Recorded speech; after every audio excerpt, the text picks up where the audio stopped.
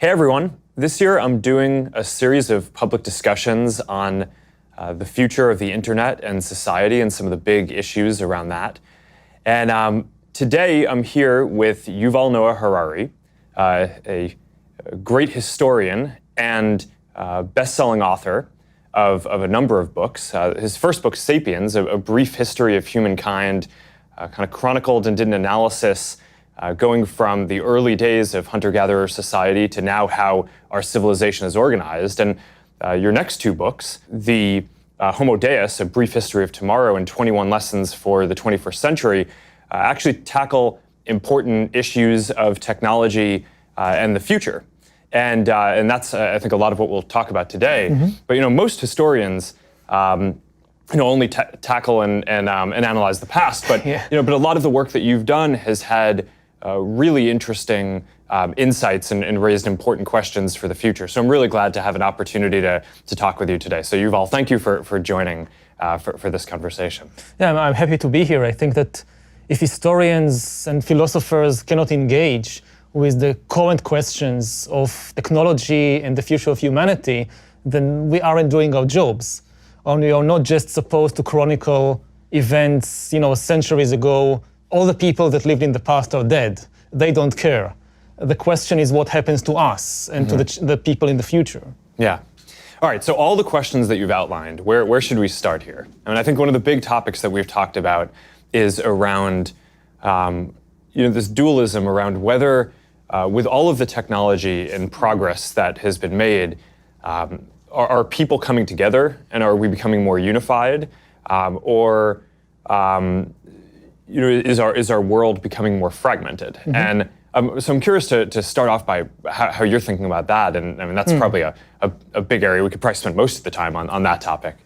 Yeah, I mean, if you look at the long span of history, then it's obvious that humanity is becoming more and more connected. If thousands of years ago, planet Earth was actually a galaxy of a lot of isolated worlds with almost no connection between them, so gradually people came together and became more and more connected until we reach today when the entire world for the first time is a single historical, economic and cultural unit. But connectivity doesn't necessarily mean harmony. The people we fight most often are our own family members and neighbors and friends. So it's really a question of, are we talking about connecting people or are we talking about harmonizing people? Connecting people can lead to a lot of conflicts. And when you look at the world today, you see this duality, for example, in the rise of walls, which we talked about earlier when we met, which for me is something that I just can't figure out what is happening, because you have all this new connecting technology and the internet and virtual realities and social networks. And then one of the top political issues becomes building walls. And not just cyber walls or firewalls, building stone walls. Like the most Stone Age technology is suddenly the most advanced technology. So how to make sense of this world, which is more connected than ever, but at the same time is building more walls than ever before? Yeah, well, I think one of the interesting questions is around whether there's actually so much of a conflict between these ideas of people becoming more connected and this fragmentation that you talk about. I mean, one of the things that it seems to me is that in the 21st century, in order to address the biggest opportunities and challenges that humanity has, right? So I think it's both opportunities, spreading prosperity, spreading peace, scientific progress, as well as some of the big challenges, right? Addressing climate change, making sure that on the flip side, that diseases don't spread and there aren't epidemics and things like that. We really need to be able to come together and have the world be more connected. But at the same time, that only works if we as individuals have our economic and social and spiritual needs met. And so one way to think about this is in terms of fragmentation, but another way to think about it is in terms of personalization, right? And I just think about, when I was growing up, one of the big things that I think that the internet enables is for people to connect with groups of people who share their real values and interests. And it wasn't always like this, right? Before the internet, you were really tied to your physical location. And I just think about how when I was growing up, I grew up in a town of about 10,000 people, and there were only so many different clubs or activities that you could do. So I grew up, like a lot of the other kids, playing Little League baseball.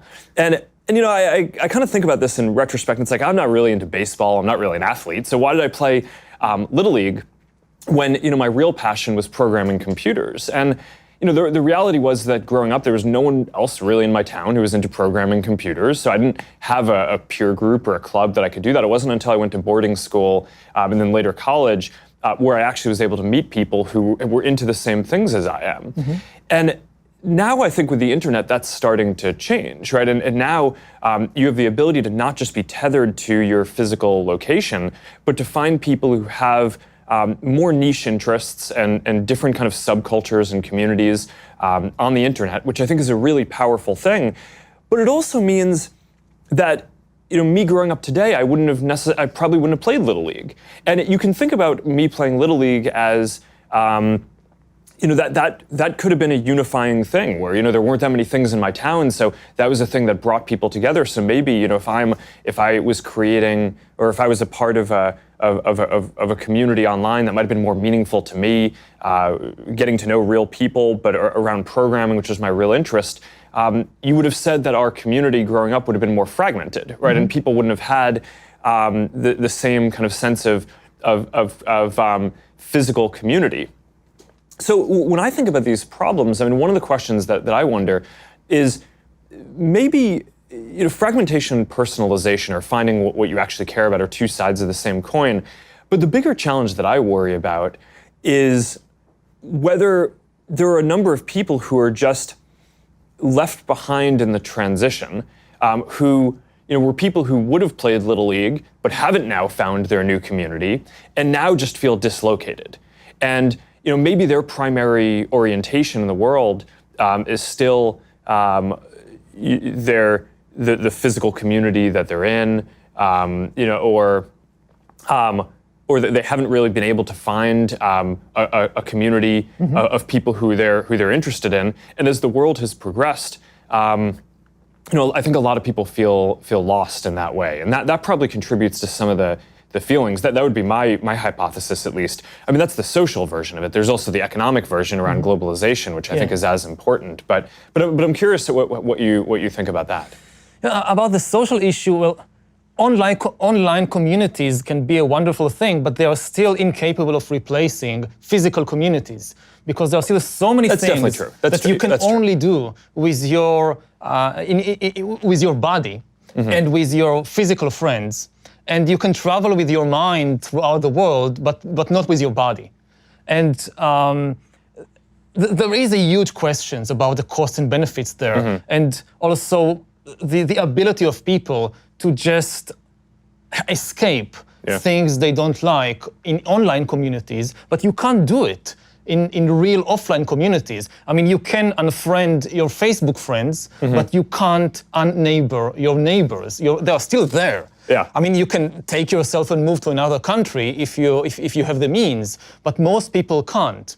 So part of the logic of traditional communities was that you must learn how to get along with people you don't like necessarily, maybe, and you must develop social mechanisms how to do that. And with online communities, and they have done some really wonderful things for people, but also they kind of don't give us the experience of doing these difficult but important things. Yeah, and I definitely don't mean to state that that online communities can replace everything that a physical community did. The most meaningful online communities that we see are ones that span online and offline, that bring people together. Maybe the original organization might be online, but people are coming together physically, because that ultimately is really important for relationships and for, because we're physical beings, right? So whether it's, there are lots of examples around whether it's an interest community where people care about running, but they also care about cleaning up the environment. So a group of people organize online, and then they every week go for a run along a beach or through a town and clean up garbage. That's like a physical thing. I mean, we hear about communities where people, if you're in a profession, maybe the military or maybe something else where you have to move around a lot, people form these communities of military families or families of groups that travel around, and the first thing they do when they go to a new city is they find that community, and then that's how they get integrated into the local physical community too. So that's obviously a super important part of this that I don't mean to understate. Yeah, and then the question, the practical question for also a service provider like Facebook is, what is the goal? I mean, are we trying to connect people so ultimately they will leave the screens and go and play football or pick up garbage?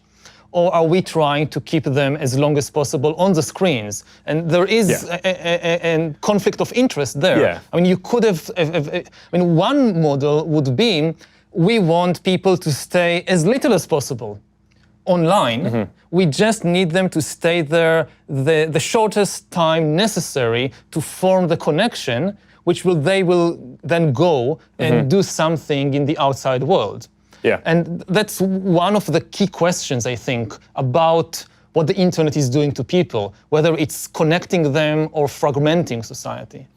Yeah, and I think your point is right. I mean, we've made this big shift in our systems to make sure that they're optimized for meaningful social interactions, which of course the most meaningful interactions that you can have are physical offline interactions. And there's always this question when you're building a service of how you measure the different thing that you're trying to optimize for. So, it's a lot easier for us to measure if people are interacting or messaging online than if you're having a meaningful connection physically. But there are ways to get at that. I mean, you can ask people questions about what the most meaningful things that they did. You can't ask, all 2 billion people, but you can have a statistical subsample of that and have people come in and tell you, okay, what are the most meaningful things that I was able to do today, and how many of them were enabled by me connecting with people online, or how much of it was me connecting with someone physically, maybe around the dinner table, with content or something that I learned online or saw. So that is definitely a really important part of it. But I think one of the important and interesting questions is about the richness of the world that can be built, where you have, on one level, unification or this global connection, where there's a common framework where people can connect. Maybe it's through using common internet services, or maybe it's just common social norms as you travel around. One of the things that you'd pointed out to me in a previous conversation is now something that's different from in any other time in history is you could travel to almost any other country and look like you dress like you're appropriate and that you fit in there. And if 200 years ago or 300 years ago, that just wouldn't have been the case. If you went to a different country, you would have just stood out immediately. So there's this norm, there's this level of cultural norm that is united. But then the question is, what do we build on top of that? And I think one of the things that a broader kind of set of cultural norms or shared values and framework enables is a richer set of subcultures and subcommunities and people to actually go find the things that they're interested in lots of different communities to be created that wouldn't have existed before. Going back to my story before, it wasn't just my town that had Little League. I think when I was growing up, basically every town had very similar things. There's a Little League in every town, and maybe instead of every town having Little League, there should be Little League should be an option. But if you wanted to do something that not that many people were interested in my case, programming, in other people's case, maybe interest in some part of history or some part of art, that there just may not be another person in your 10,000 person town who share that interest.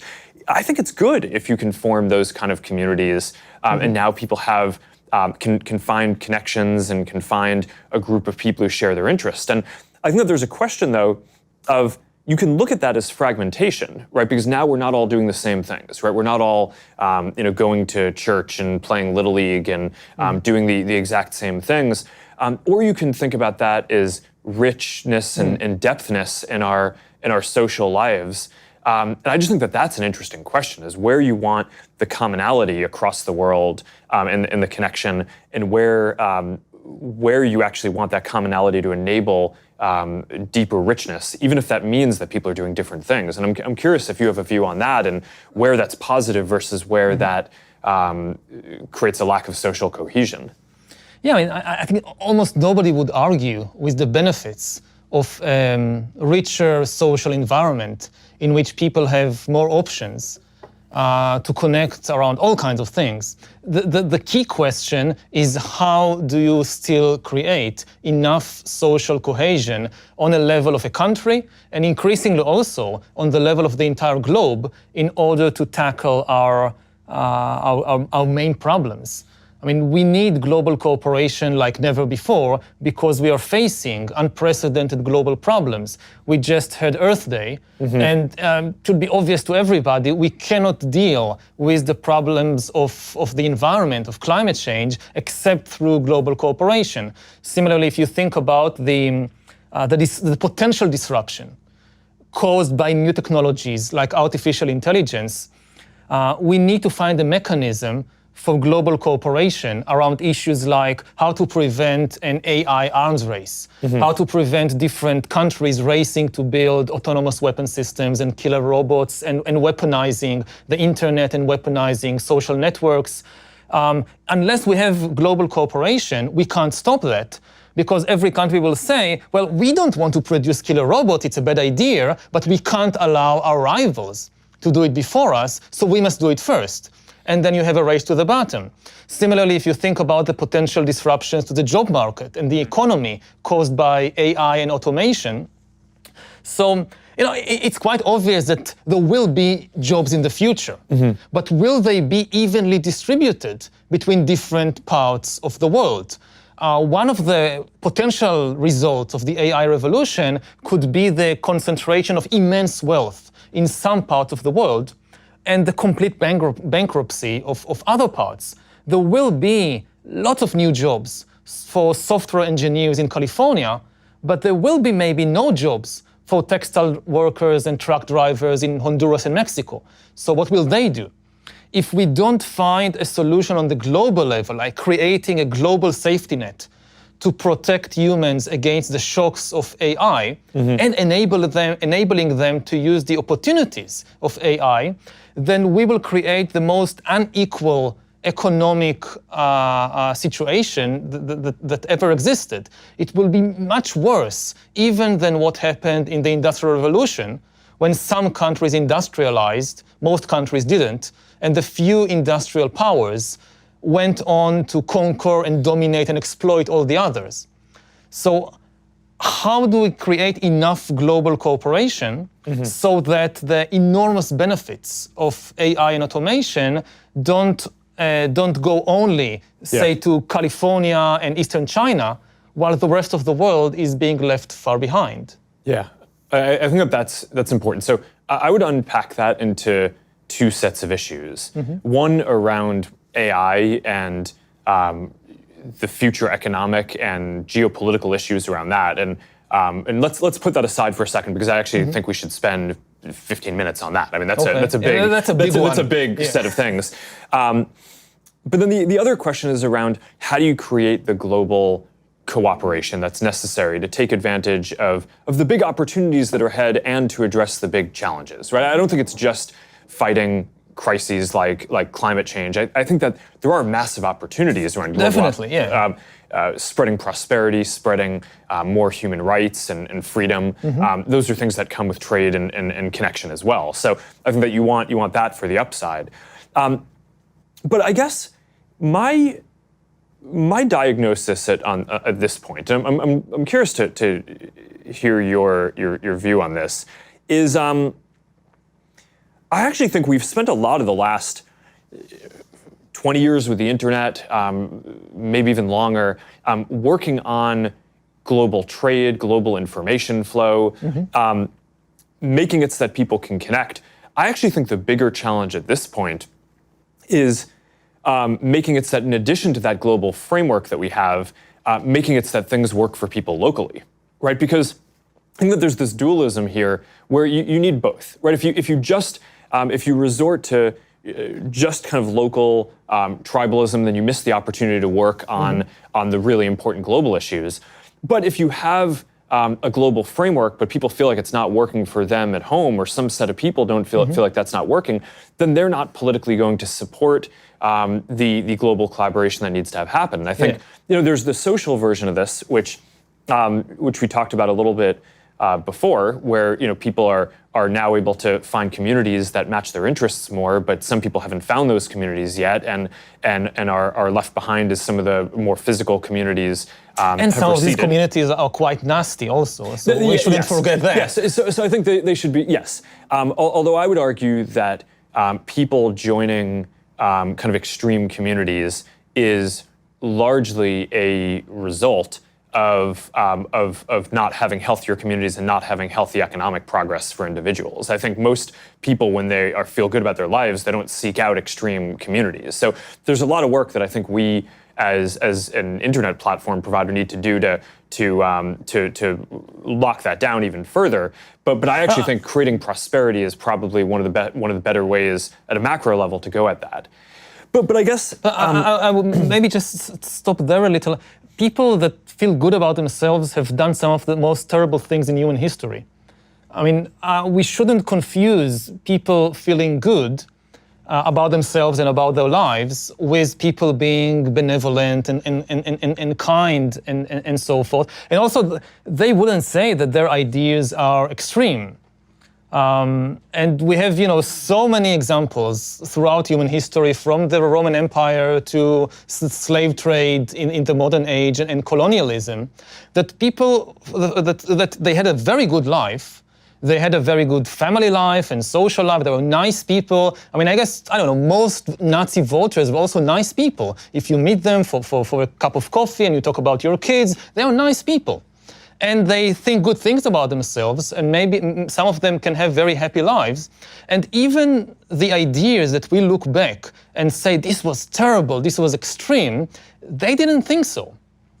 Again, if you just think about colonialism. But World War II, and that came through a period of intense economic and social disruption after the Industrial Revolution. Let's put aside the extreme example. Let's just think about European colonialism in the 19th century. So people say in Britain, in the late 19th century, they had the best life in the world at the time. And they didn't suffer from an economic crisis or disintegration of society or anything like that. And they thought that by going all over the world and conquering and changing societies in India, in Africa, in Australia, they were bringing lots of good to the world.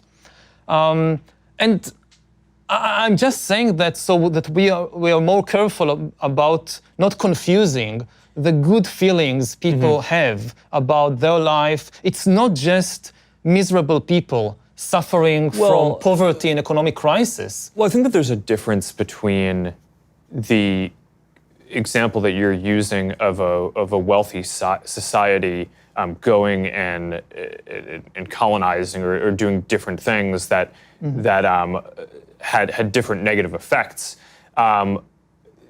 That wasn't the fringe in that society. I guess what I was more reacting to before was your point about people becoming extremist. I would argue that in those societies, that wasn't those people becoming extremists. You can have a long debate about any part of history and whether the direction that a society chose to take is positive or negative and the ramifications of that. But I think today we have a specific issue, which is that more people are seeking out solutions at the extremes. And I think a lot of that is because of a feeling of dislocation, both economic and social.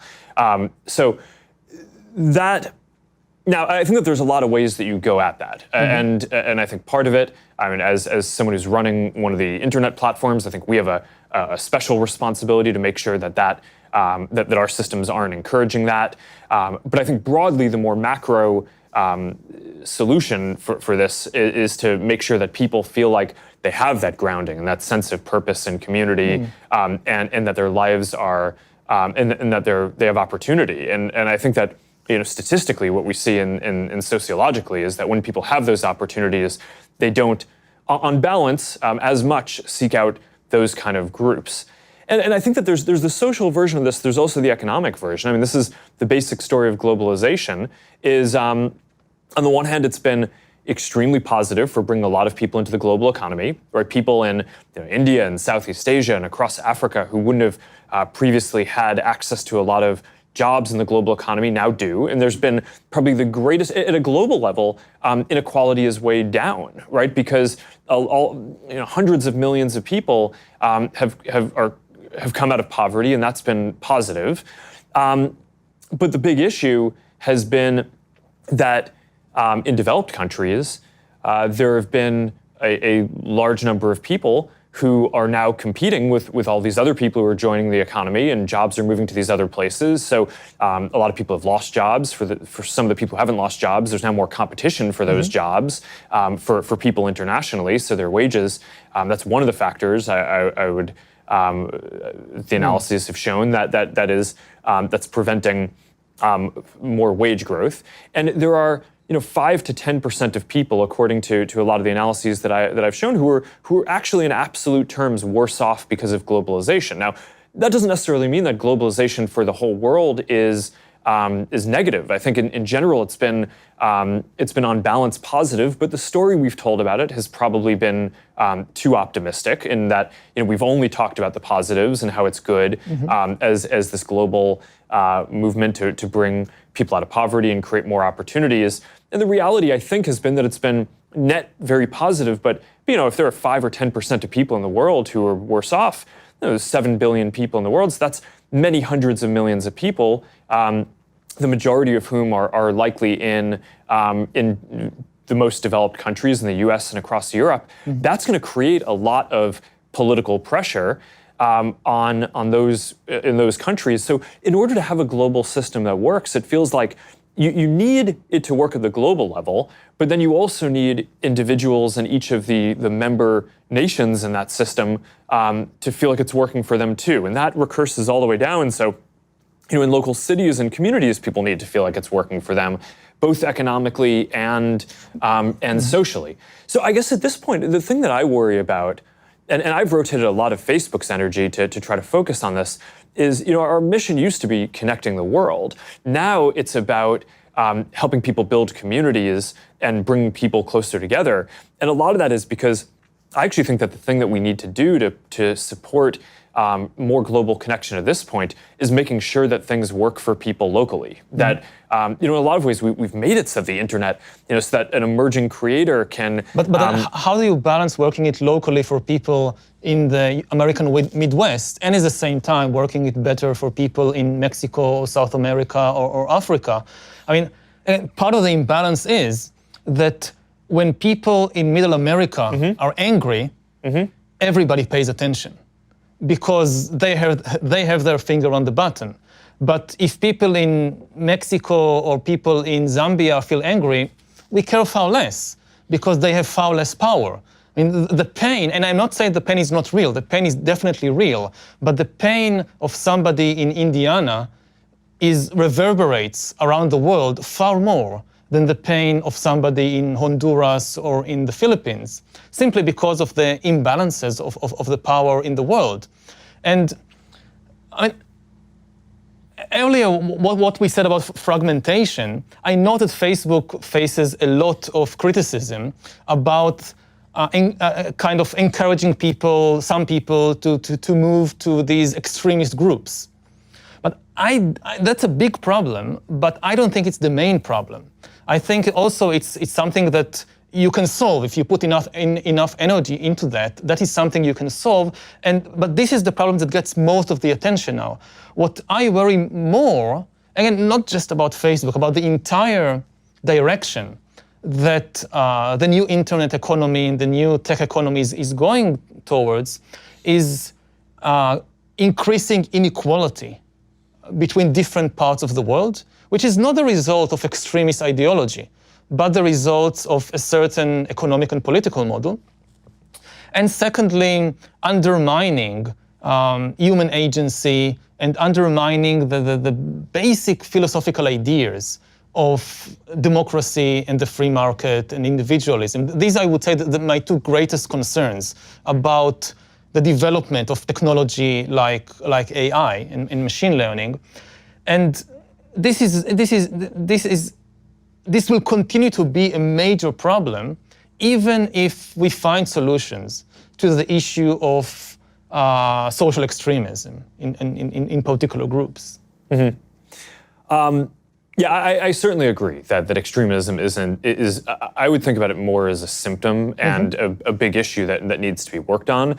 But I think the bigger question is making sure that everyone has a sense of purpose, has a role that they feel matters, and social connections. Because at the end of the day, we're social animals, and I think it's easy in our theoretical thinking to abstract that away. But that's such a fundamental part of who we are. So that's why I focus on that.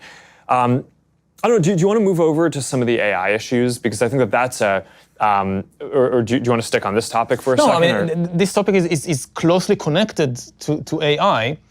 Again, because I think that, one of the disservices that science fiction, and I'm a huge fan of science fiction, but I think it has done some pretty bad things, which is to focus attention on the wrong scenarios and the wrong dangers. That people think, oh, AI is dangerous because the robots are coming to kill us. And this is extremely unlikely, that we'll face a robot rebellion. I'm much more frightened about robots always obeying orders than about robots rebelling against the humans. I think the two main problems with AI, and we can explore this in greater depth, is what I just mentioned. First, increasing inequality between different parts of the world, because you'll have some countries which lead and dominate the new AI economy, and this is such a huge advantage that it kind of trumps everything else.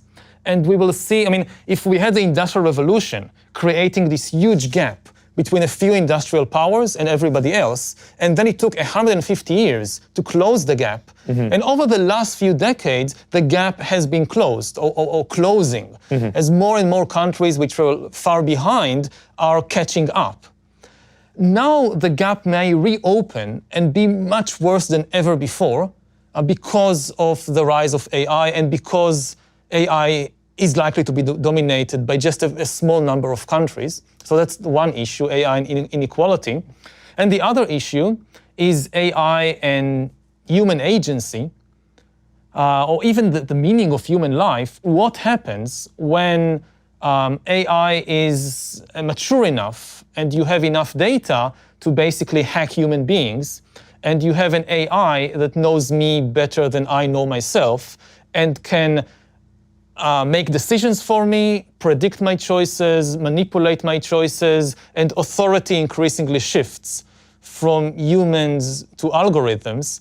So not only decisions about which movie to see, but even decisions like which community to join, who to befriend, whom to marry. We increasingly rely on the recommendations of the AI, and what does it do to human life and human agency? So these I would say the two most important issues of AI inequality and AI and human agency. Yeah. And I think both of them get down to a similar question around values, right? And who's building this, and what are the values that are encoded, and how does that end up playing out? I tend to think that in a lot of the conversations around AI, we almost personify AI, right? Your point around killer robots or something like that. But I actually think AI is very connected to the general tech sector, right? So almost every technology product and increasingly a lot of not what you call technology products are made better in some way by AI. So it's not like AI is a monolithic thing that you build. It powers a lot of products. So it's a lot of economic progress and can get towards some of the distribution of opportunity questions that you're raising.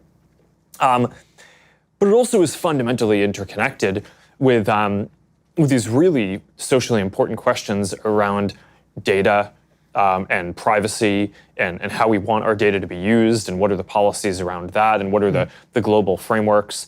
And so one of the big questions that, so I tend to agree with a lot of the questions that you're raising, which is that a lot of the countries that have the ability to invest in future technology, of which AI and data and future internet technologies are certainly an important area, are doing that because it will give their local companies an advantage in the future, right? And to be the ones that are exporting services around the world. I tend to think that right now, the United States has a major advantage that a lot of the global technology platforms are made here, and certainly a lot of the values that are encoded in that are shaped largely by American values. They're not only. I mean, speaking for Facebook, I mean, we serve people around the world and we take that very seriously. But certainly ideas like giving everyone a voice, that's something that is probably very shaped by the American ideas around free speech and strong adherence to that. So I think culturally and economically, there's an advantage for countries to develop, to kind of push forward the state of the field and have the companies that in the next generation are the strongest companies in that. So certainly you see different countries trying to do that, and this is very tied up in not just economic prosperity and inequality, do they have but a also real chance? I mean, does a country like Honduras, Ukraine, Yemen has any real chance of joining the AI race, or are they already out? I mean, it's not going to happen in Yemen. It's not going to happen in Honduras. And then what happens to them in 20 years or 50 years? Some of this gets down to the values around how it's developed, though. Right? I think that there are certain advantages that countries with larger populations have because you can get to critical mass in terms of universities and industry and investment and things like that. But one of the values that we here, right, both at Facebook and I think generally in the academic system of trying to do research, hold is that you do open research, right? So a lot of the work that's getting invested into into these advances, in theory, if this works well, should be more open. So then you can have an entrepreneur in one of these countries that you're talking about, which maybe isn't a whole industry-wide thing, and certainly I think you'd bet against sitting here today that in the future all of the AI companies are going to be in a given small country. But I don't think it's far-fetched to believe that there will be an entrepreneur in some place who can use Amazon Web Services to spin up instances for compute, who can hire people across the world in a globalized economy and can leverage research that has been done in the US or across Europe or in different open academic institutions or companies that increasingly are publishing their work that are pushing the state-of-the-art forward on that. So I think that there's this big question about what we want the future to look like. And part of the way that I think we want the future to look is we want it to be open. We want the research to be open. I think we want the internet to be a platform. And this gets back to your unification point versus fragmentation. One of the big risks, I think, for the future is that the internet policy in each country ends up looking different and ends up being fragmented. And if that's the case, then I think the entrepreneur in the countries that you're talking about in Honduras probably doesn't have as big of a chance if they can't leverage all the advances that are happening everywhere. But if the internet stays one thing and the research stays open, then I think that they have a much better shot. So when I look towards the future, one of the things that I just get very worried about is the values that I just laid out are not values that all countries share. And when you get into some of the more authoritarian countries and their data policies, they're very different from the kind of regulatory frameworks that across Europe and across a lot of other people are talking about or have put into place. And just to put a finer point on it, and recently I've come out and I've been very vocal that I think that more countries should adopt a privacy framework like GDPR in Europe. And a lot of people, I think, have been confused about this. They're like, well, why are you arguing for more privacy regulation? Why now, given that in the past you weren't as positive on it? And I think part of the reason why I am so focused on this now is I think at this point, people around the world recognize that these questions around data and AI and technology are important. So there's going to be a framework in every country. I mean, it's not like there's not going to be regulation or policy. So I actually think the bigger question is, what is it going to be? And the most likely alternative to each country adopting something that encodes the freedoms and rights of something like GDPR, in my mind, the most likely alternative is the authoritarian model, which is currently being spread, which says, as every company needs to store everyone's data locally in data centers, and if I'm a government, I should be able to go send my military there and be able to access whatever data I want, and be able to take that for surveillance or military or helping local military industrial companies. And I mean, I just think that that's a really bad future, right? That's not the direction that I, as someone who's building one of these internet services, or just as a citizen of the world, want to see the world going. To be the devil's advocate for a moment, I mean, if I look at it from the viewpoint, let's say, of India. So I listened to the American president saying America first, and I'm a nationalist, I'm not a globalist, I care about the interests of America, and I wonder, is it safe to store the data about Indian citizens in the US and not in India, when they're openly saying they care only about themselves? So why should it be in America and not in India? Well, I think that there's the motives matter, and certainly I don't think that either of us would consider India to be an authoritarian country that has. So I would say that. It can still say we want data and metadata on Indian users to be stored on Indian soil. We don't want it to be stored on American soil or somewhere else.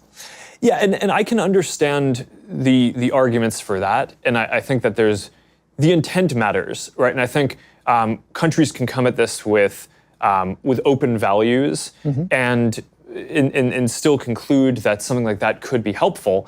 But I think one of the things that you need to be very careful about is that if you set that precedent, you're making it very easy for other countries that don't have open values and that are much more authoritarian and want the data not to protect their citizens, but to be able to surveil them and find dissidents and lock them up.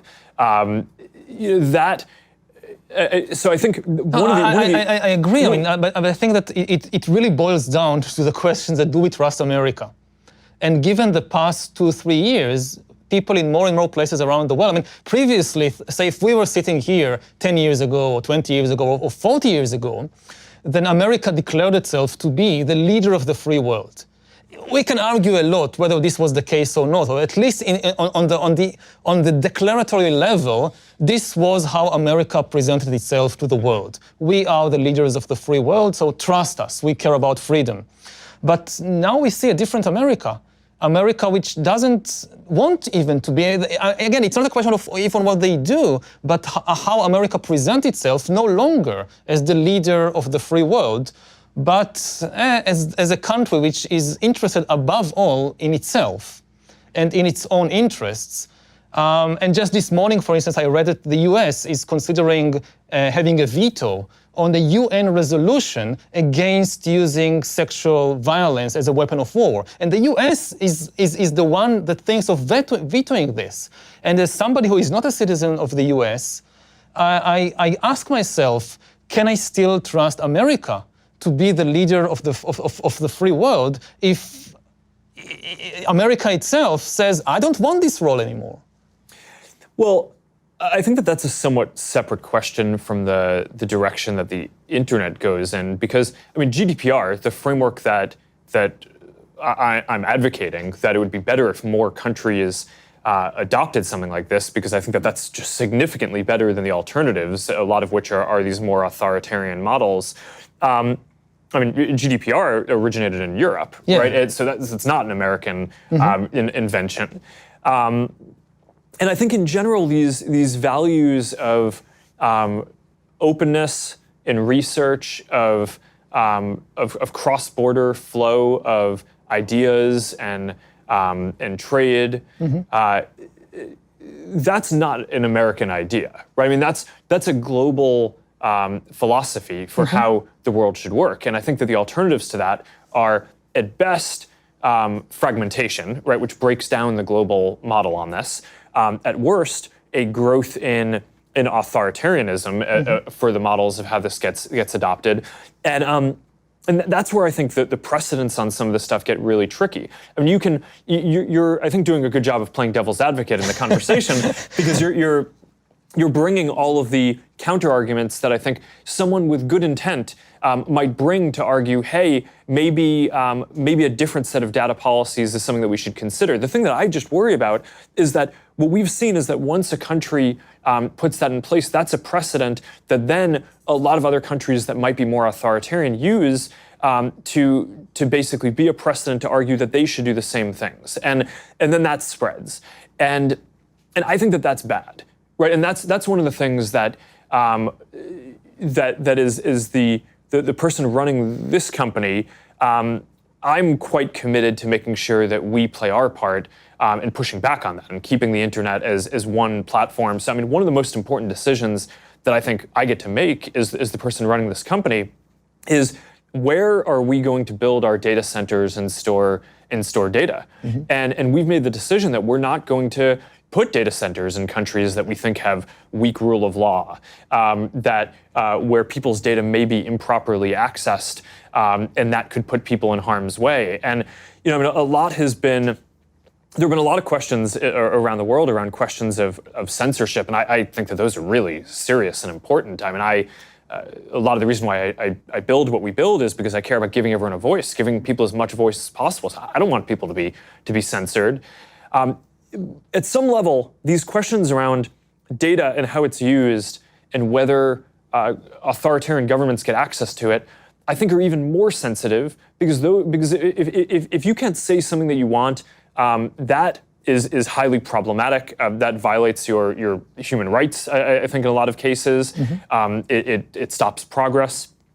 But if a government can get access to your data, then it can identify who you are and go lock you up and hurt you and hurt your family and cause real physical harm in ways that are just really deep. So I do think that people running these companies have an obligation to try to push back on that and fight establishing precedents which will be harmful, even if a lot of the initial countries that are talking about some of this have good intent.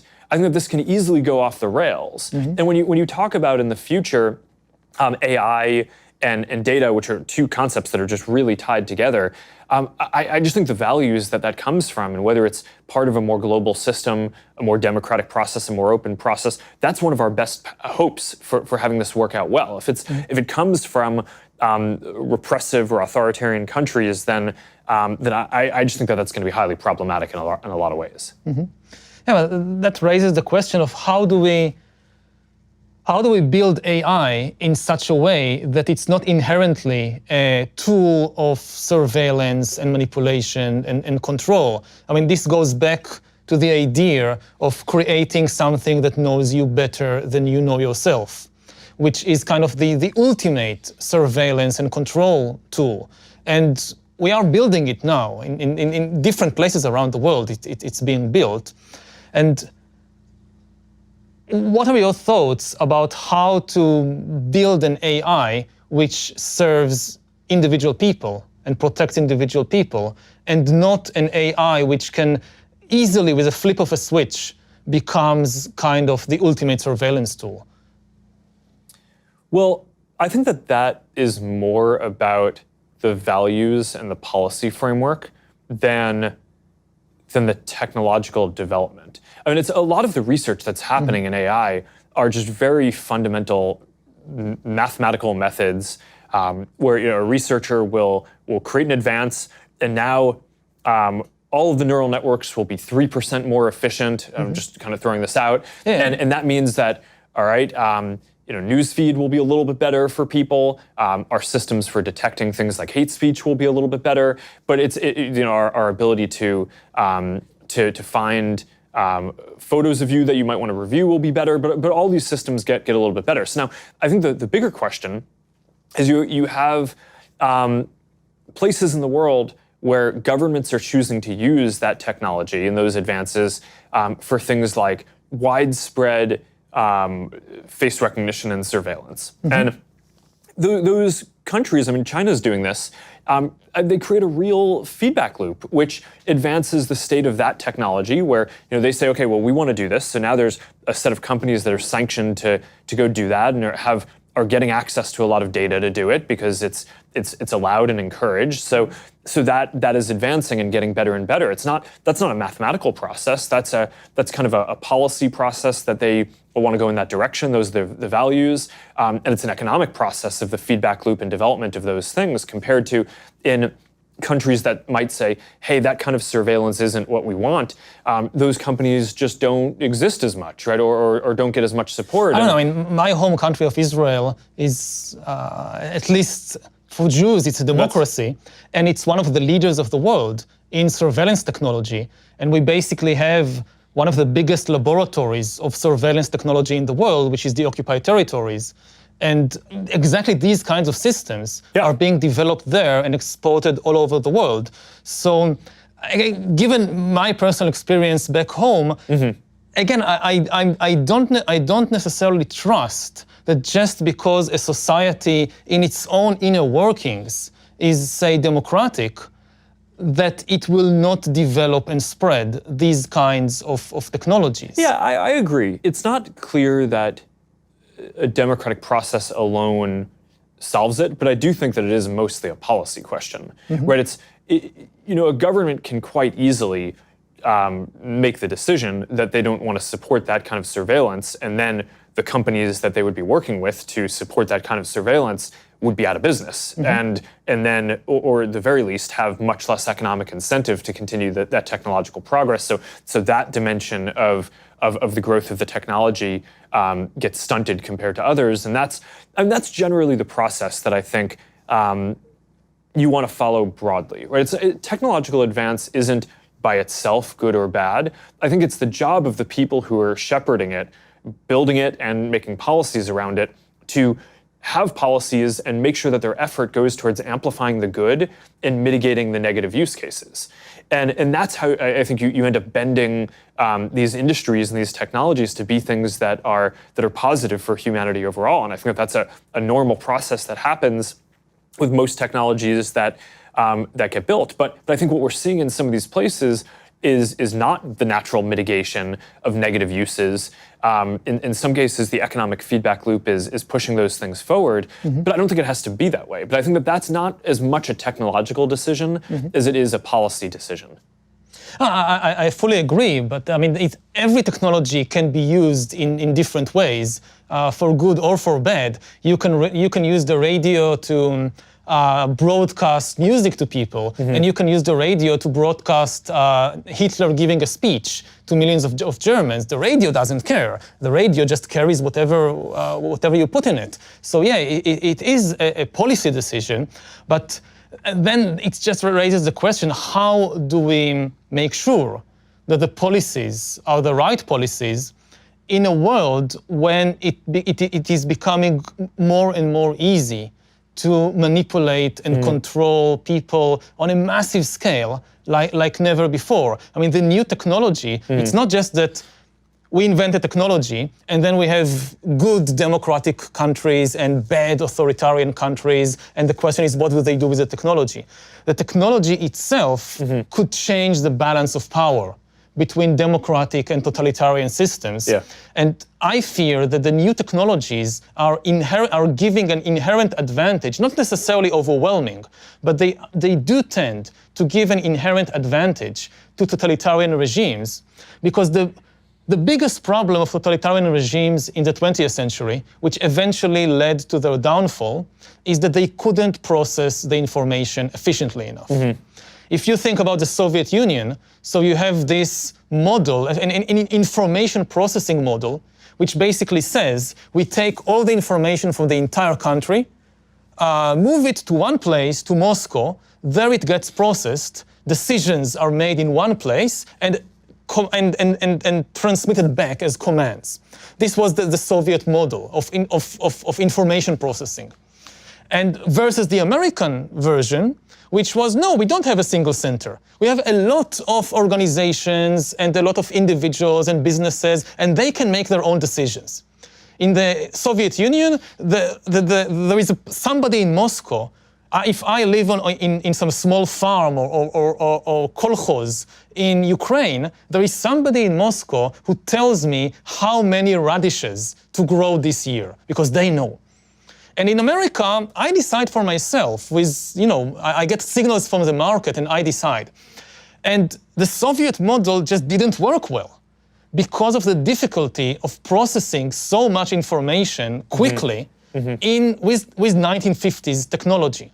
And this is one of the main reasons why the Soviet Union lost the Cold War to the United States.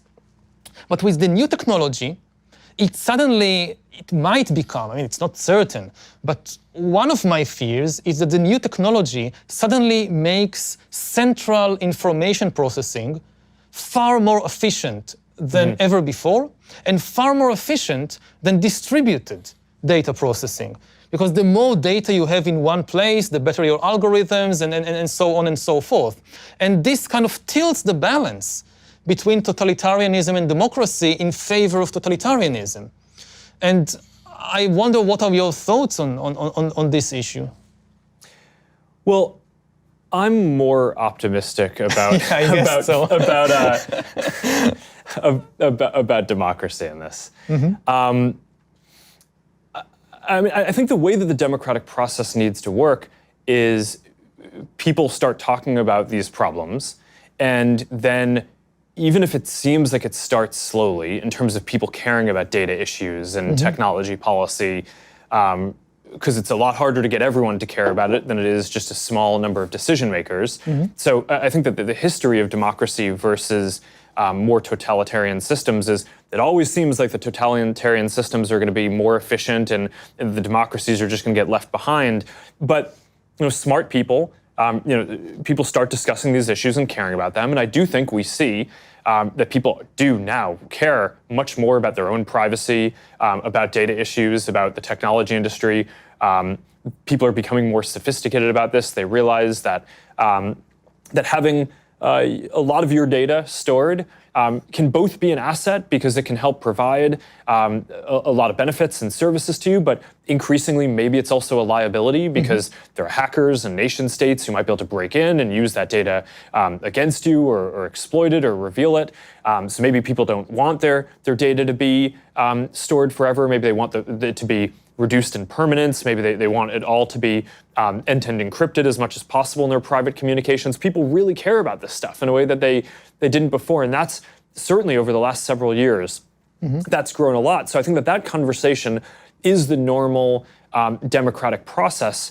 And I think what's going to end up happening is that by the time you get people broadly aware of the issues and on board, that is just a much more powerful approach, where then you do have people in a decentralized system who are capable of making decisions, who are smart, who I think will generally always do it better than too centralized of an approach. And here is, again, a place where I worry that personifying AI and saying AI is a thing, right? That an institution will develop, and it's almost like a sentient being. I think mischaracterizes what it actually is, right? It's a set of methods that make everything better, let me retract that. That's way too broad. It's a lot of technological processes more efficient, and I think that's. But that's the worry. It makes that's not just for centralized folks, right? It's, I mean, in our context, so we build our business is this ad platform, and a lot of the way that can be used now is we have 90 million small businesses that use our tools. And now, because of this access to technology, they have access to the same tools to do advertising and marketing and reach new customers and grow jobs that previously only the big companies would have had. And that's a big advance, and that's a massive decentralization. When people talk about our company and the internet platforms overall, they talk about how there's a small number of companies that are big, and that's true. But the flip side of it is that now there are billions of people around the world who have a voice, that they can share information more broadly, and that's actually a massive decentralization in power, and kind of returning power to people. Similarly, people have access to more information, have access to more commerce. That's all positive. So I don't know. I'm an optimist on this. I think we have real work cut out for us, and I think that the challenges that you raise are the right ones to be thinking about, because if we get it wrong, that's the way in which I think it will go wrong. But I don't know. I think that the historical precedent would say that at all points, where there was the competition between the US and Japan in the 80s and the 70s, or the Cold War before that, or different other times, people always thought that the democratic model, which is slow to mobilize, but very strong once it does, and once people get bought into a direction and understand the issue, I do think that will continue to be the best way to spread prosperity around the world and make progress in a way that meets people's needs. And that's why, when we're talking about internet policy, when you're talking about economic policy, I think spreading regulatory frameworks that encode those values, I think is one of the most important things that we can do. But it starts with raising the issues that you are and having people be aware of the potential problems.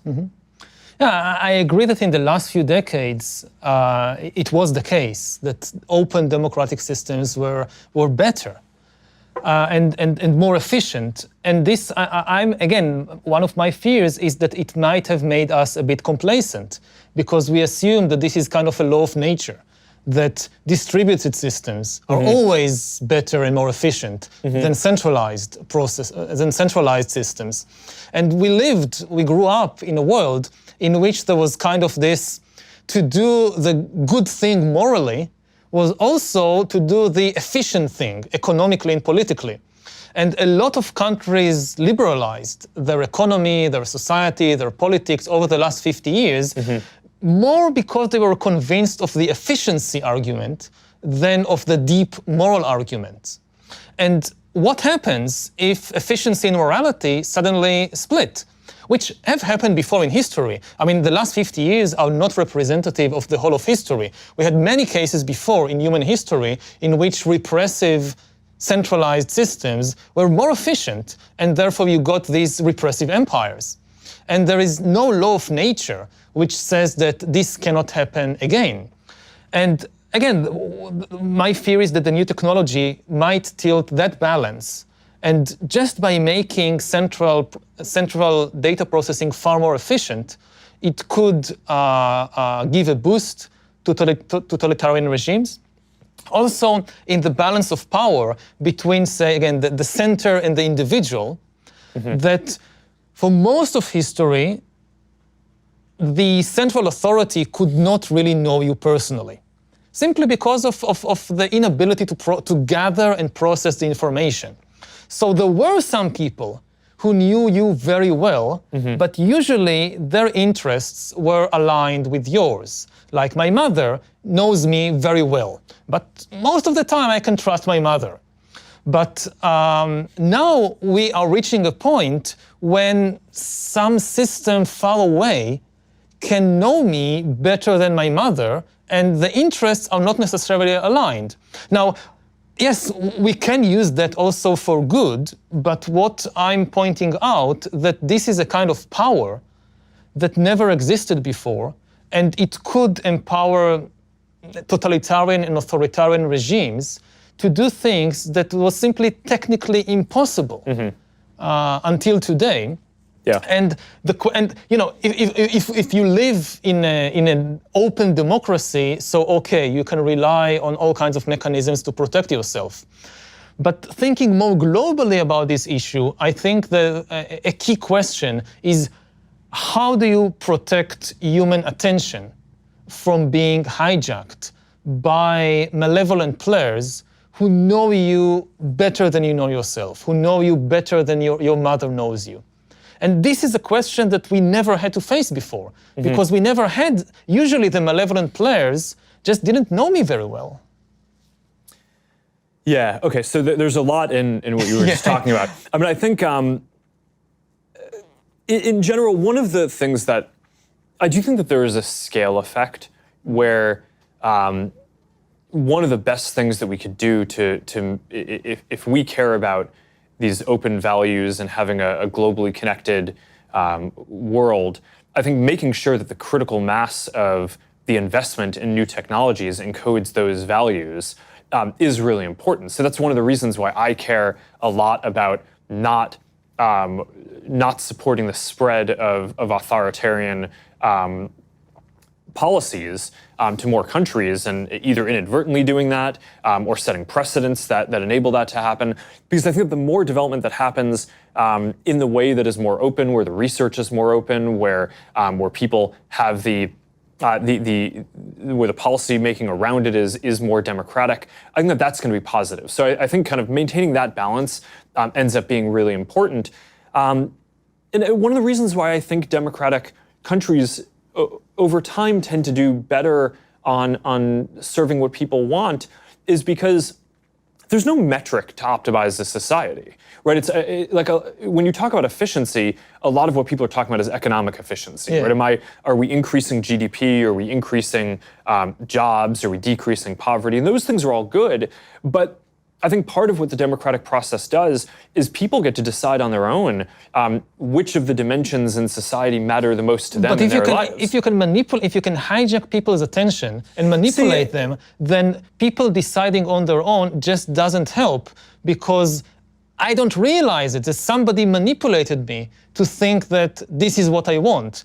And we are reaching the point when, for the first time in history, you can do that on a massive scale. So again, I speak a lot about the issue of free will in this regard.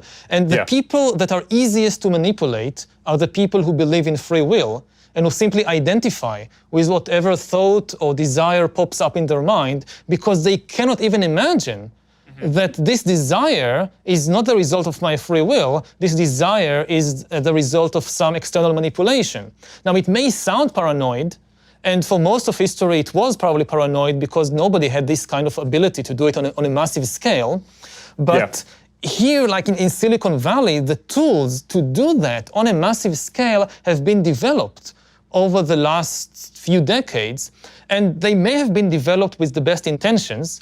Some of them may have been developed with the intention of just selling stuff to people and selling products to people.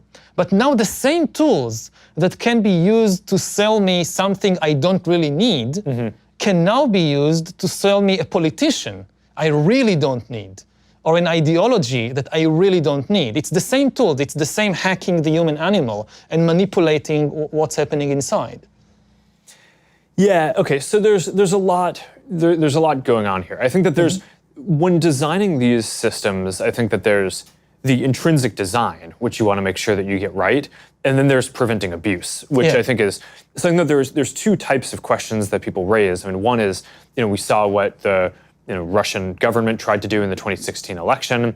That's clear abuse. We need to build up really advanced systems for detecting that kind of interference in the democratic process and more broadly, being able to identify when people are standing up networks of fake accounts that are not behaving in a way that normal people would, to be able to weed those out and work with law enforcement and election commissions and folks all around the world and intelligence community to be able to coordinate and be able to deal with that effectively. So stopping abuse is certainly important.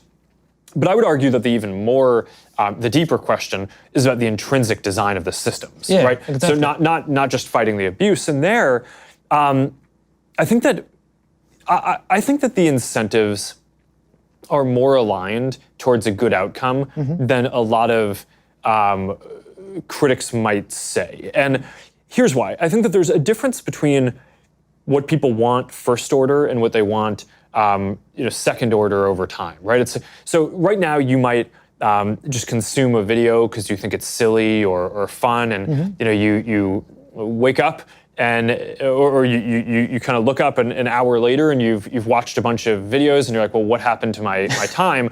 And okay, so maybe in the narrow short-term period, you consumed some more content. And maybe you saw some more ads, so it seems like it's good for the business, but it actually really isn't over time, because people make decisions based on what they find valuable.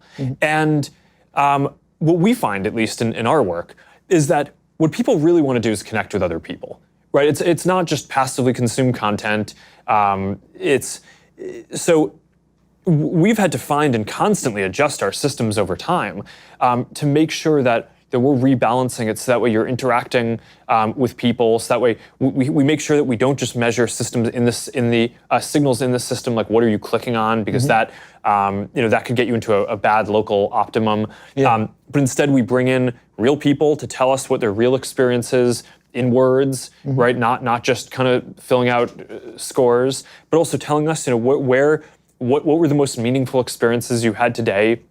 What content was the most important? What interaction did you have with a friend that mattered to you the most? And was that connected to something that we did? And if not, then we go and try to do the work to figure out how we can facilitate that. And what we find is that, in the near term, maybe showing some people some more viral videos might increase time, right? But over the long term, it doesn't. It's not actually aligned with our business interest or the long-term social interest. So in strategy terms, that would be a stupid thing to do.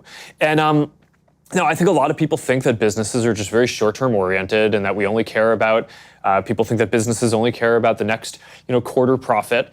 But I think that most businesses that get run well, that's just not the case. And I think last year on one of our earnings calls, I told investors that we'd actually reduce the amount of video watching that quarter by 50 million hours a day, because we wanted to take down the amount of viral videos that people were seeing, because we thought that was displacing more meaningful interactions that people were having with other people, which in the near term might have a short-term impact on the business for that quarter, but over the long term would be more positive, both for how people feel about the products and for the business. And one of the patterns that I think has actually been quite inspiring or a cause of optimism in running a business is that oftentimes you make decisions that you think are going to pay off long down the road, right? So you think, okay, I'm doing the right thing long term, but it's going to hurt for a while. And I almost always find that the long term comes sooner than you think.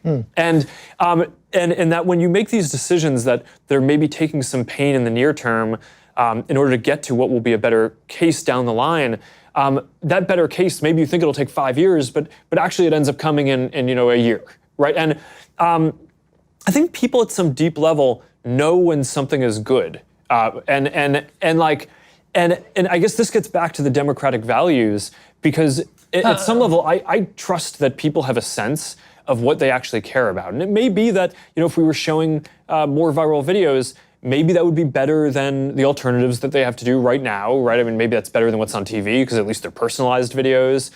Maybe it's better than YouTube if we have better content, or whatever the reason is.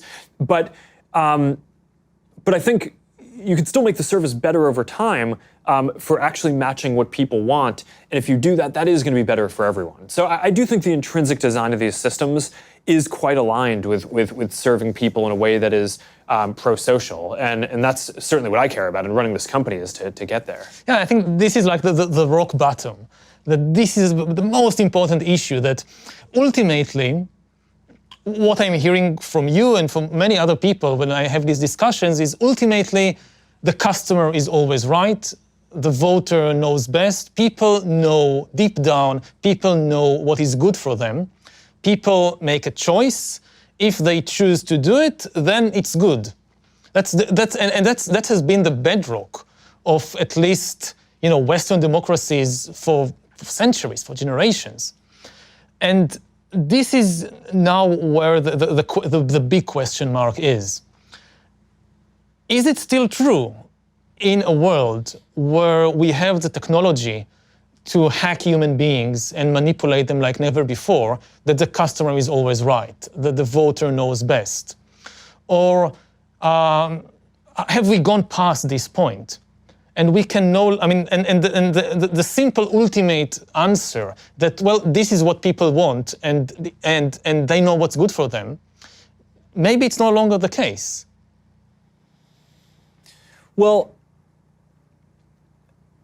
yeah, I think that it's not clear to me that has changed, but I think that's a very deep question about democracy. This is the deepest... I don't think that's a new question. I think it's people have always No, the question isn't new, the technology is new. If you lived in 19th century America and you didn't have these extremely powerful tools to decipher and influence people, then it was a different... Well, let me actually frame this a different way, which is, I actually think, for all the talk around is democracy being hurt by the current set of tools and the media and all this, I actually think that there's an argument the world is significantly more democratic now than it was in the past. The country was set up as, the US was set up as a republic, right? So a lot of the foundational rules limited the power of a lot of individuals being able to vote and have a voice, and checked the popular will at a lot of different stages, everything from the way that laws get written by Congress, right, and not by people. So to everything to the Electoral College, and which a lot of people think today is undemocratic, but it was put in place because of a set of values that a democratic republic would be better. I actually think what has happened today is that increasingly more people are enfranchised and more people have a voice.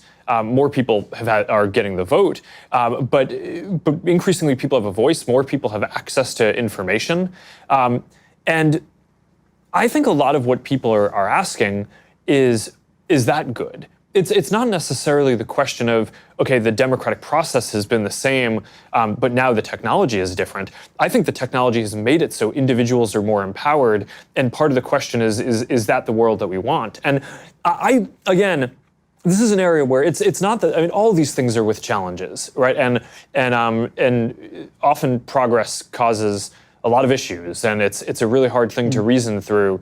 Wow, we're trying to make progress and help all these people join the global economy, or help people join the communities and have the social lives that they would want and be accepted in different ways. But it comes with this dislocation in the near term, and that's a massive dislocation, so that seems really painful.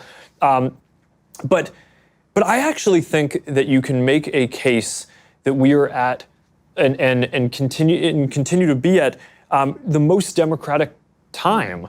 And I think that overall, in the history of our country at least, when we've gotten more people to have the vote, and we've gotten more representation, and we've made it so people have access to more information, and more people can share their experiences, I do think that that's made the country stronger and has helped progress. And it's not that this stuff is without issues. It has massive issues, but that's at least the pattern that I see, and why I'm optimistic about a lot of the work. I agree that more people have more voice than ever before, both in the US and globally. I think you're absolutely right. My concern is to what extent we can trust the voice of people, to what extent I can trust my voice. Like we have this picture of the world that I have this voice inside me which tells me what is right and what is wrong. And the more I'm able to express this voice in the outside world and influence what's happening, and the more people can express their voices, it's better, it's more democratic. But what happens if at the same time that more people can express their voices, it's also easier to manipulate your inner voice? To what extent you can really trust that the thought that just popped up in your mind is the result of some free will and not the result of an extremely powerful algorithm that understands what's happening inside you and knows how to push the buttons and press the levers and is serving some external entity, and it has planted this thought or this desire that you now express. So it's two different issues of giving people voice and trusting. And again, I'm not saying I know everything, but all these people that now join the conversation, we cannot trust their voices. I'm asking this about myself, to what extent I can trust my own inner voice. And I spend 2 hours meditating every day. And I go on these long meditation retreats. And my main takeaway from that is it's craziness inside there. And it's so complicated. And the simple, naive belief that the thought that pops up in my mind, this is my free will, this was never the case. But if, say, 1,000 years ago, the battles inside were mostly between, neurons and biochemicals and childhood memories and all that, increasingly, you have external actors going under your skin and into your brain and into your mind. And how do I trust that my amygdala is not a Russian agent now? How do I know? The more we understand about the extremely complex world inside us, the less easy it is to simply trust what this inner voice is saying. Yeah, I understand the point that you're making. As one of the people who's running a company that develops ranking systems to try to help show people content that's going to be interested to them, there's a dissonance between the way that you're explaining what you think is possible and what I see as a practitioner building this. I think you can build systems that can get good at a very specific thing, right? At helping to understand which of your friends you care the most about, so you can rank their content higher in newsfeed. But the idea that there's some kind of generalized AI that's a monolithic thing that understands all dimensions of who you are in a way that's deeper than you do, I think doesn't exist and is probably quite far off from existing. So there's certainly abuse of the systems that I think needs to be, that I think is more of a policy and values question, which is, on Facebook, you're supposed to be your real identity. So if you have, to use your example, Russian agents or folks from the government, the IRA, who are posing as someone else and saying something, and you see that content, but you think it's coming from someone else, then that's not an algorithm issue. I mean, that's someone abusing the system and taking advantage of the fact that you trust that on this platform, someone is generally going to be who they say they are. So you can trust that the information is coming from someplace and kind of slipping in the back door that way. And that's the thing that we certainly need to go fight. But I don't know, as a broad matter, I do think that there's this question of to what degree are the systems, and this kind of brings it full circle to where we started on is it fragmentation or is it personalization? Is the content that you see, if it resonates, is that because it actually just more matches your interests, or is it because you're being incepted and convinced of something that you don't actually believe and is dissonant with your interests and your beliefs? And certainly all the psychological research that I've seen and the experience that we've had is that when people see things that don't match what they believe, they just ignore it, right? So certainly there can be an evolution that happens where a system shows information that you're going to be interested in, and if that's not managed well, that has the risk of pushing you down a path towards adopting a more extreme position or evolving the way you think about it over time. But I think most of the content, it resonates with people because it resonates with their lived experience, and to the extent that people are abusing that, and either trying to represent that they're someone who they're not, or trying to take advantage of a bug in human psychology where we might be more prone to an extremist idea. That's our job in either policing the platform, working with governments and different agencies, and making sure that we design our systems and our recommendation systems to not be promoting things that people might engage with in the near term, but over the long term will regret and resent us for having done that. And I think it's in our interest to get that right. And for a while, I think we didn't understand the depth of some of the problems and challenges that we face there. And there's certainly still a lot more to do. And when you're up against nation states, I mean, they're very sophisticated, so they're going to keep on evolving their tactics. But the thing that I think is really important is that the fundamental design of the systems, I do think, in our incentives are aligned with helping people connect with the people they want, have meaningful interactions, not just getting people to watch a bunch of content that they're going to resent later that they did that, and certainly not making people have more extreme or negative viewpoints than what they actually believe. So maybe I can try and summarize my view on that. We have two distinct dangers coming out of the same technological tools. We have the easier danger to grasp, which is of extreme totalitarian regimes of a kind we haven't seen before. And this could happen in different, maybe not in the US, but in other countries, that these tools, you say that these are abuses, but in some countries, this could become the norm.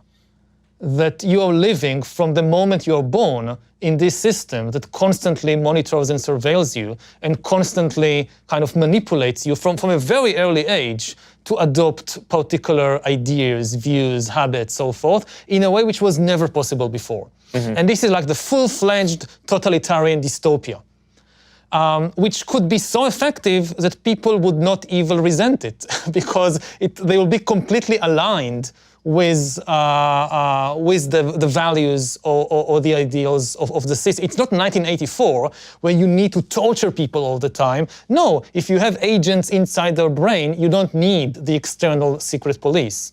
So that's one danger. It's like the full-fledged totalitarianism. Then in places like the US, the more immediate danger or problem to think about is what is increasingly people refer to as surveillance capitalism, that you have these systems that constantly interact with you and come to know you, and it's all supposedly in your best interests to give you better recommendations and better advice. So it starts with recommendation for which movie to watch and where to go on vacation. But as the system becomes better, it gives you a recommendation on what to study at college, where to work, ultimately whom to marry, who to vote for, which religion to join, like join a community. Like you have all these religious communities, this is the best religion for you. For your type of personality, Judaism, nah, it won't work for you, go with Zen Buddhism. It's a much better fit for your personality. You would thank us. In 5 years, you would look back and you say, this was an amazing recommendation, thank you. I so much enjoy Zen Buddhism. And again, people will feel that this is aligned with their own best interests. And the system improves over time. Yeah, there will be glitches. Not everybody will be happy all the time. But what does it mean that all the most important decisions in my life are being taken by an external algorithm? What does it mean in terms of human agency, in terms of, the meaning of life? For thousands of years, humans tended to view life as a drama of decision-making. Like life is it's a journey, you reach an intersection after intersection, and you need to choose. Some decisions are small, like what to eat for breakfast, and some decisions are really big, like whom to marry. And almost all of art and all of religion is about that. Like almost whether it's a Shakespeare tragedy or a Hollywood comedy, it's about the hero or heroine needing to make a big decision, to be or not to be, to marry X or to marry Y. And what does it mean to live in a world in which increasingly we rely on the recommendations of algorithms to make these decisions until we reach a point when we simply follow them all the time or most of the time.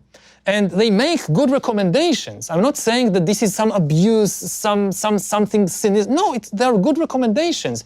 But we don't have a model for understanding what is the meaning of human life in such a situation. Well, I think the biggest objection that I'd have to both of the ideas that you just raised is that we have access to a lot of different sources of information, a lot of people to talk to about different things. And it's not just like there's one set of recommendations or a single recommendation that gets to dominate what we do, and that gets to be overwhelming, either in the totalitarian or the capitalist model of what you were saying. To the contrary, I think people really don't like and are very distrustful when they feel like they're being told what to do or just have a single option. One of the big questions that we've studied is how to address when there's a hoax or clear misinformation. And the most obvious thing that it would seem like you do intuitively is tell people, hey, this seems like it's wrong. Mm-hmm. Here is the other point of view that is right. Or at least, if it's a polarized thing, even if it's not clear what's wrong and what's right, here's the other point of view. If you're on any given issue. And that really doesn't work, right? So what ends up happening is if you tell people that something is false, but they believe it, then they just end up not trusting you, right? So that ends up not working.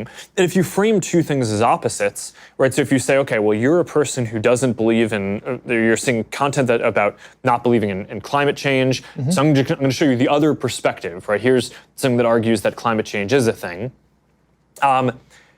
That actually just entrenches you further, mm-hmm. Because it's, okay, someone's trying to kind of control. Yeah, So what ends up working, right, sociologically and psychologically, the thing that ends up actually being effective is giving people a range of choices. So if you show not here's the other opinion and with a judgment on the piece of content that a person engaged with, but instead you show a series of related articles, right, or content, then people can kind of work out for themselves, hey, here's the range of different opinions or things that exist on this topic.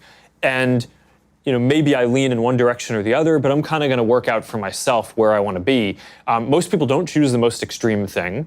And people end up feeling like they're informed and can make a good decision. Mm-hmm. So at the end of the day, I think that's the architecture and the responsibility that we have, is to make sure that the work that we're doing gives people more choices, that it's not a single opinion that can kind of dominate anyone's thinking, mm-hmm. But where you can connect to hundreds of different friends, and even if most of your friends share your religion or your political ideology, you're probably going to have 5 or 10% of friends who come from a different background, who have different ideas, and at least that's getting in as well. So you're getting a broader range of views. Mm-hmm. So I think that these are really important questions, and it's not like there's an answer that is going to fully solve it one way or another. Definitely not. But I think these are the right things to talk through. We've been going for 90 minutes, so we probably should wrap up. But I think we have a lot of material to cover in the next one of these that hopefully we'll get to do at some point in the future. And thank you so much for coming and joining and doing this. This has been a really interesting series of important topics to discuss. Yeah, so thank you for hosting me, and for being open about these very difficult questions, which I know that you being the head of a global corporation, I can just sit here and speak whatever I want, but you have many more responsibilities on your head. So I appreciate that kind of you putting yourself on the firing line and dealing with these questions. Thanks. All right. Thank you. Yeah.